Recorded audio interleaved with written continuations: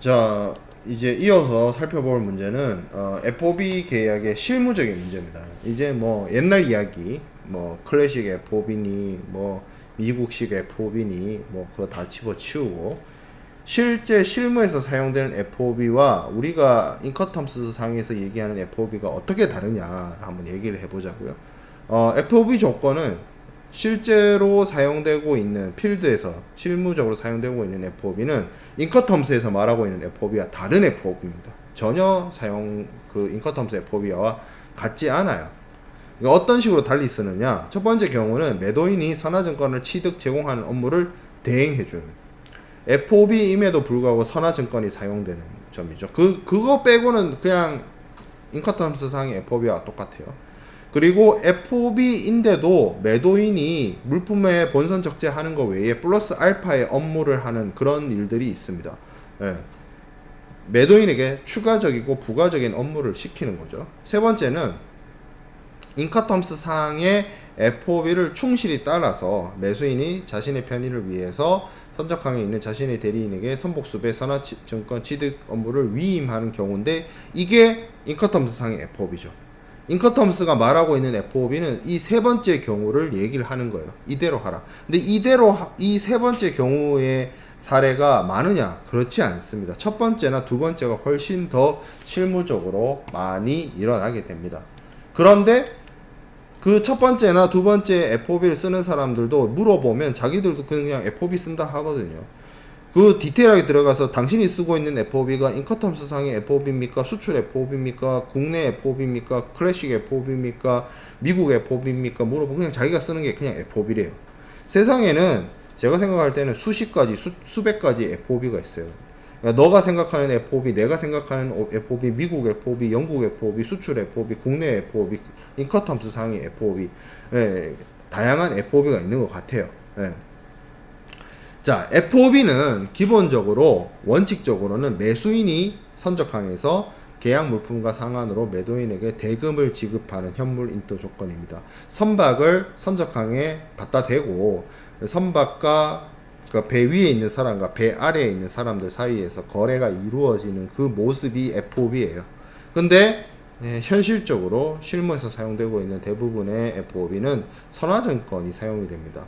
FOB는 제가 앞에서도 FOB의 특성을 설명을 할 때 현실 거래다. 물품과 대금이 동시 교환, 배에서 물건을 내리고 아니면 배 위로 물건을 올리고 거기에 반대급부로 돈을 주고 아니면 물물 교환을 하고 이런 식으로 동시 이행되는 조건이나 실무적으로는 무역 거래에서 선화증권이 사용이 되고 선화증권이 선적 서류로서 사용이 되다 보니 현실 인도가 아니라 선화증권이 사용되면 선화증권은 물품의 권리가 체화되어 있는 권리증권이죠. 권리증권이 사용되어진다면 현실적인 물품은 점유의 단계가 밖에 되지 않고 이 선화증권을 가지고 있는 사람, 그러니까 물품을 권리를 주장할 수 있는 상징물인 선화증권을 가지고 있는 사람이 실질적인 물품의 권리권자가 되고 그 선화증권을 가지고 있는 것 자체가 물품을 소유하는 것과 동일하게 되고 그리고 그렇기 때문에 이 선화증권을 누가 갖고 있느냐가 더 관건이 되어버리는 거래가 됩니다. 선화증권이 사용이 된다는 것 자체가. 그렇기 때문에 우리가 알고 있는 인커텀스 상의 FOB와 맞게 사용이 되려면 사실 선화증권이 사용되지 않는 게 맞아요. 근데 그렇지 않다는 거죠. 실무적으로는 FOB임에도 불구하고 선화증권이 사용이 된다는 거죠. 자, 그리고 이렇게 돼버리면, 이렇게 선화증권이 사용되게 되면 문제가 뭐냐면 FOB라고 하는 거는 우리가 뭐 소유권 이전에 대해서 인커텀스에서 얘기를 하고 있지 않지만 기본적으로 본선에 물품을 적재를 하게 되면 그때 물품이 인도되고 위험이 이전하게 되고 소유권이 이전한다라고 볼 수가 있습니다. 근데 선화증권이 사용이 되게 되면 매도인이 매수인에게 물품의 소유권을 넘길 때 매수인이 대금을 결제하기 전까지 매도인이 소유권을 유보시킬 수 있죠. 그거 소유권 유보와 관련된 부분, 선화증권 하한어음 취결 제도와 그거가 관련되어 있는 매도인의 매수인에 대한 소유권 유보에 대해서는 우리가 중간고사 이전에 여러분들 많이 배웠습니다. 그죠? 네. 그런 식으로 되기 때문에 현물 인도 조건이란 점, 그리고 물품과 대금이 동시 이행 조건이 되어야 한다는 점과 다른 식으로 FOB가 사용된다는 거예요. 실제로 수많은 FOB, 우리 저기 부산항에서 이루어지는 수많은 FOB가 이런 식의 FOB입니다. 그래서 인커텀스 상의 FOB는 인커텀스 말 그대로 인커텀스에 있는 FOB지 실제로 실무에서 쓰이는 FOB가 아니에요. 그러니까 정확하게 실무 오늘날의 거의 대부분의 무역 실무에서 사용되는 FOB는 인커텀스 상의 FOB 플러스 선화증권이 같이 사용되어 가지고 하한어음 치결 제도가 쓰이는 그런 FOB라고 볼 수가 있습니다. 근데 물론 이제 하한어음 쉽게 말해서 신용장이나 주심이 많이 사용되지 않게 되는 점이 좀 희망이라고 보면 볼 수 있죠.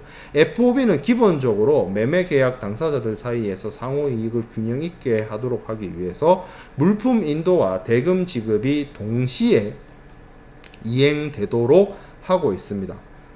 근데 선화증권이 사용이 되게 되면 그것이 문제가 되죠. 왜냐하면 선화증권이 사용이 되게 된다면 물품 인도는 훨씬 이전에 이루어지지만 매수인의 대금 결제는 선화증권과 한어음 혹은 뭐 한어음을 이용한 뭐 주심이든 신용장이든 그것과 함께 매수인에게 전달이 되고 그것을 매수인이 대금 결제할 때 대금 지급이 이루어지게 되기 때문에 FOB가 매도인과 매수인 사이에 물품 인도와 대금 지급이 동시에 진행이 되는 것과 비해서 CIF의 경우에는 매도인의 물품 인도와 매수인의 대금 지급이 동시에 이루어지지 않고 잠시 매도인이 소유권을 선화증권을 통해서 잠시 홀드에 둔 상태에서 대금 지급이 이루어지는 그런 방식인 거죠. 그래서 이것이 조금 문제가 있다는 거죠. 그래서 이거를 어떤 브리치를 해결하기 위해서 여기 이 두 번째 동그라미 요 앞부분에 있는 거는 CIF 조건에 대한 설명이고요. 그건 뭐 읽어보면 여러분들이 이해가 할 거고, FOB에서 선화증권을 사용함에도 불구하고 소유권 이전은 선적시 하는 걸로 하자, 뭐 이런 식의 취지가 있는데 사실 큰 의미는 없어요. 하한어음 치결을 사용한다는 것 자체가 FOB와 CIF가 이거가 절대적인 기준이 되는 것이 아니고, 일단 하한어음 치결제도, 그러니까 선화증권과 한어음을 이용을 해서 매도인이 매수인으로부터 대금을 회수하는 게 돼버리면 이게 더 결정적인 키가 돼버려요. FOB나 CIF는 문의일 뿐이에요. 어차피 이 FOB나 CIF는 인커텀스하고도 이미 동떨어져 있는 것이고, 실질적으로 뭐 거의 일치하는 것이 아니기 때문에 이게 포인트가 아니라 이게 포인트가 된다는 거죠. 그렇기 때문에 FOB를 하든 CIF를 하든 상관이 없다는 거죠. 자, 그래서 이 FOB 계약의 여러 가지 문제점이 어떤 측면에서 바라봤을 때 해상 운송 계약하고의 차이점이 존재한다. FOB에서는 매수인이 운송 계약을 체결하고 선박을 수배하고, 그래서 그 수배된 선박을 선적항에 준비를 시켜서 그 선박의 이름이나 뭐 이런 것들을 매도인에게 통지하고, 그리고 매도인은 그 선박의 화물을 본선 적재하는 것으로서 물품 인도 의무를 이행하는 것을 우리가 인커텀스 상의 FOB를 통해서 배웠는데, 생각을 해보면 이게 수출국이 있고 그 수출국 내에 선적항이 있잖아요. 그 항구의 선박의 상태나 선박을 수배할 수 있는 어떤 스케줄이나 그 항구를 출발하는 선박들의 어떤 타임 스케줄, 이런 것들을 수출국에서는 조금 더 빨리 확인할 수 있는데 비해서 매수인이 이걸 확인하는 것은 상당히 어려움이 있습니다. 그렇기 때문에 실제적으로 실무적으로 매도인이 운송 계약을 대신 체결하는 그런 어떤 상간행, 다만 그 운송 계약을 매도인이 체결할 때 CIF하고 다르게 CIF는 매도인이 운송 계약을 체결하고 운임을 지급합니다만, FOB는 매도인이 운송 계약을 운송인과 체결하더라도 대금을 지급하지 않고 운임을 지급하지 않고 운임 후불 프라이스 컬렉트 비해를 발행하는 거죠. 그래서 실제 운임은 매수인이 부담하는 식으로. 그러니까 이렇게 생각을 해볼 수 있죠. CIF를 사용하게 되면 매도인이 직접 운송 계약을 체결하고 운임을 직접 지급하니까 운임 선급이 되는 것이고, FOB를 사용해서 운송 계약을 매도인이 체결을 하면 수출국에 매도인이 있으니까 운송 계약 자체는 매도인이 체결해 주더라도 운임 자체는 매수인이 그대로 부담을 시켜서 운임 후불 FOB가, 그러니까 운임 후불 선화증권이 발행돼요. 그런 식의 디테일의 차이가 있을 수 있습니다. 그래서 실질적으로 요렇게 진행이 되는 거죠. 그래서 그거를 받아들여서 인커텀스 2020에 무슨 얘기가 있냐면 A4에 합의가 있는 경우에 매도인은 매수인의 위험과 비용으로, 그러니까 비용은 매수인 건데 매도인은 운송계약을 수출공대에서 체결해 줄 수도 있다라는 문구를 인커텀스 2020에서 얘기를 하고 있어요. 그러니까 인커텀스가 FOB를 이야기하면서 되게 현실과 동떨어진 FOB 내용을 이야기를 하고 있지만 실제 실무 간행상 이런 식으로 거래가 이루어지고 선화증권이 사용된다는 것을 ICC도 알고 있기 때문에 실제로 그렇다면 매도인과 매수인이 합의해서 그렇게 쓰세요라고 인커텀스 2020 저기 구석에 써놓은 거죠. 마지못해서든 뭐 어쨌든 그 의도까지는 제가 뭐 더 이상 얘기하지 않겠습니다. 어쨌든 이런 차이가 있다는 거고, 대금 결제상의 차이는 제가 앞서서도 얘기했다시피 한어음이 사용이 돼요. 한어음이 사용이 되고 그 한어음과 함께 선화증권이 사용이 돼요. 그래서 매수인이 선화증권을 일단 선화증권이 사용된다는 것 자체가 일단 FOB랑 안 맞는데, 거기서부터 안 맞는데, 선화증권이 일단 사용이 되기 때문에 그 한어음을 결제를 매수인이 해줘야 되죠. 그러기 위해서는 매수인의 결제가 있을 때까지 실제로 물품 선적을 한 이후까지도 매도인이 소유권을 유보하는 그런 상태가 이어지게 된다는 거죠. 그래서 한어음을 통해서 결제가 이루어져요. 그렇게 되면 사실 CIF랑 FOB랑 대금 결제를 하는 차원에서 보면 차이가 없어요. 그러니까 비용을 매수인이 부담한다는 거 빼고는 뭐 프로세스 상으로 똑같아져요. CIF나 FOB가. 근데 이제 FOB의 어떤 본질적인 규정이나 취지를 살리려면 한어음과 하한어음 치결 제도가 사용되지 않는 것이 좋습니다. FOB는 현실 인도고요. 물품을 실질적으로 매도인이 매수인에게 직접적으로 전달을 하고 매수인은 그와 동시 이행으로 매도인에게 대금 지급을 하는 것이 FOB의 본질이에요. 제가 앞에서 강조했던 것처럼. 근데 하한어음 치결은 거기에 맞지 않는 옷인 거죠. 다만 뭐 이것이 좋고 나쁨을 얘기할 건 아니고요. 오늘날에 이르러서는 신용장과 추심과 같은 대금 결제 방식이 많이 사용되지 않고 있습니다.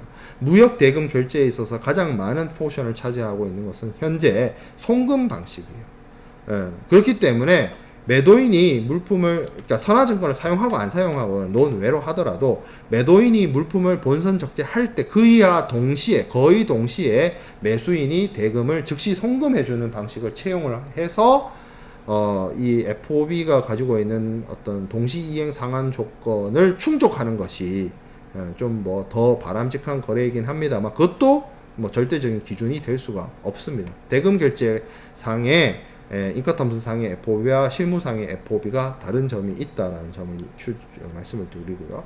자, 매도인의 추가 의무를 부담하는 그런 경우도 있습니다. 그것과 관련해서 뭐 유명한 무역계약법에 있어서의 아주 거두와 같은 분들인데, 벤자민 교수 같은 경우에는 매도인의 추가 의무에 대해서 뭐 매도인이 선박을 대신 수배해주고 매도인이 보험 부보를 뭐 대신해주고, 그리고 항비, 그러니까 항구를 사용하는 데 있어서 들어가는 비용, 본선 적재 이후에 본선 적재까지의 이용료는 매도인이 내는 게 맞아요. 근데 본선 적재 이후의 비용은 매수인이 내는 게 맞죠. 왜? 본선 적재까지가 매도인의 역할과 책임이고 그 이후에 발생되는 모든 비용과 위험은 매수인 것으로 되어 있기 때문에 본선 적재 이후에 발생되는 항구에서의 비용, 이거 당연히 매수인 겁니다. 근데 문제는 항비라고 했잖아요. 이게 실질적으로 실무적으로는 THC라고 해요. 터미널 핸들링 차지라고 하는 건데, 터미널 핸들링 차지를 터미널 오퍼레이터, 부산의 신항이나 북항이나 이런 곳에 보면 컨테이너를 선적하고 컨테이너를 관리해가지고 배에 실어주는 그런 모든 작업을 하는 회사들을 보통 터미널 오퍼레이터 이렇게 얘기를 하는데, 그 회사들이 그 항구를 이용을 해가지고 컨테이너를 수출하고 이런 사람들로부터 이제 컨테이너와 관련돼서 THC를 걷게 되는데, DHC를 거둘 때 본선에 실릴 때까지의 비용과 본선에 실리고 난 이후의 비용을 따로따로 청구한다든지 그러지 않아요. 그걸 실무적으로 나눠받지 않습니다. 귀찮게. 예. 그러다 보니 본선 적재 이후에 발생되는 항구 사용료도 매도인의 돈으로 나가는 그런 일들이 있어요. 예. 이런 식으로 매도인이 실제 인커텀스 상의 FOB와 다르게 추가적인 의무를 부담하는 일이 있다는 것. 그리고 사순 교수는 FOB 조건을 아예 자기가 세 가지 종류로 나눠봐요. 추가 의무와 관련해서 첫 번째 FOB는 그 사순 교수는 스트릭 FOB, 엄격한 FOB라고 얘기를 합니다. 근데 이거는 제가 앞에서 설명한 클래식 FOB예요. 그래서 매수인이 수출 통관합니다. 매수인이 수출 통관. 이게 이제 문제가 됐던 게 국내 거래용에선 이렇게 쓰다가 이게 수출용 FOB로 넘어오면서 요게 안 맞다. 수출자가 수출 통관하고 수입자가 수입 통관하자로 바뀌었다라고 했죠. 그리고 국내 거래임에도 불구하고 본선에 태울 때가 있는 그림 2의 경우도 있다. 그래서 그거와 맞춰서 그거는 통관의 이슈가 없지만 수출 통관으로 그러니까 무역 거래를 수반한 무역 수출 거래용 FOB로 넘어오면서는 수출 통관은 수출자, 수입 통관은 수입자가 하는 방식으로 바뀌었다, 옮겨왔다, 컨버전 됐다라고 얘기를 드렸어요. 그래서 이 사순 교수의 FOB 분류상에 따르면 이 첫 번째 자기가 말하는 스트릭 FOB는 클래식 FOB를 말해요. 자, 두 번째, additional service variant라고 되어 있는 거죠. 추가적인 서비스를 해준다는 거죠. 매도인한테 비해를 취득하고 제공하는 업무를 맡긴 거예요. 그리고 매도인이 물품의 송하인이자 수출자 역할을 하는 거예요. 자기가 수출자니까 수출 통과를 하는 거죠. 이게 사실 뭐와 같아요? 여러분들 느낌적인 느낌? 인커텀스 FOB와 가깝죠. 근데 차이점은 인커텀스 상의 FOB는 동시 지급 현실 인도를 전제하기 때문에 선화증권을 제공해야 된다. 뭐 이런 것들에 대해서는 조금 차이점이 있습니다. 다만 운임 후불 선화증권이면 되죠. 운임 후불 선화증권. 그러니까 대신 운송 계약을 체결해 주는 거예요. 매도인이. 자, 그리고 세 번째는 매도인이 아주 친절하게 선복 수배부터 시작해서 운임도 대신 내주고. 근데 대납이에요. 대납. 보험료도 대신 내주고. 누구 돈으로? 매수인. 그래서 인커텀스 2020에서 말하고 있는 어떤 그림이 사실 이 세 번째 형태와 두 번째 형태의 어디쯤으로 정의되어질 수가 있어요. 사순 교수가 나누는 정도에. 근데 이렇게 세 번째를 이야기를 하면 이게 CIF나 CFR과 별로 차이가 없지 않냐라고 할 수가 있는데, 차이점으로 굳이 얘기를 하자면 CIF나 CFR의 매도인이 추가적으로 운송 비용을 플러스 알파로 하는 것은 additional duty예요. 매도인이 매수인을 위해서 보험을 들어주고 CIF 같은 경우에 운송료를 내주는 거예요. 근데 이 세 번째 FOB 유형의 shipment to destination은 additional duty가 아니고 additional service라는 거죠. 매도인이 매수인 돈으로 대신 해준다는 취지예요. 그래서 매도인이 자신이 어떤 자신의 해야 할 일 플러스 알파로 추가 서비스로서 송하인으로서 그리고 수출업자로서 수출 통과를 하고 송하인으로서 운송 계약을 체결해주고, 다만 이제 돈만 매수인이 하는 그런 형식으로 실무적으로 가장 많이 사용이 됩니다. 그래서 이 결론적인 결론이지만 사실 인커텀스, 제 개인적인 생각으로는 인커텀스 상의 FOB를 이런 형태로 현실적으로 매도인이 매수인을 위해서 이런 정도의 추가적인 의무, 추가적인 서비스를 이행을 하고 있기 때문에 그것들을 철저하게 많이 반영해야 된다는 입장이고, 그런 부분들을 ICC는 매도인과 매수인의 합의가 이루어진다라고 한다면, 저 앞에서 얘기를 드렸죠. 한다면 할 수 있다라는 차원에서 얘기하고 있습니다. 그리고 이러한 어떤 마인드가 인커텀스 전반에 걸쳐서 깔려 있어요. 인커텀스가 제가 앞에서도 강조를 했던 것처럼 하나의 템플릿이자 하나의 가이드로서 역할을 하고 있는 것이기 때문에 절대적인 기준이 되어줄 수가 없습니다. 매도인과 매수인이 합의를 한다라고 한다면 말은 FOB지만 실제적인 그 내용을 들여다보면 CIF처럼 사용할 수도 있는 것이고요.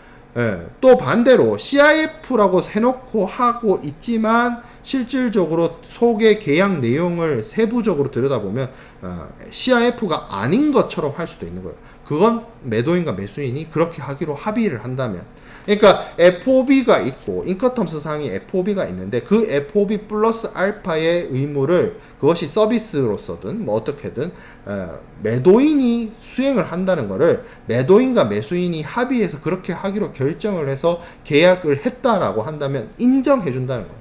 ICC 인커텀스는. 그리고 그러다 보니 어떻게 보면 ICC가 인정을 했다라는 표현보다 이렇게 얘기를 해볼게요. 실무적으로 그렇게 FOB를 사람들이 쓰고 있습니다. 그렇게 쓰고 있기 때문에 ICC도 엄격하게 자신들이 말하고 있는 인커텀스 상의 FOB만을 강조하거나 주장할 수는 없어요. 그러니까 실무에서 그렇게 반영돼서 쓰고 있다는 것을 인커텀스에 역으로 반영해야 되는 상황인 거죠.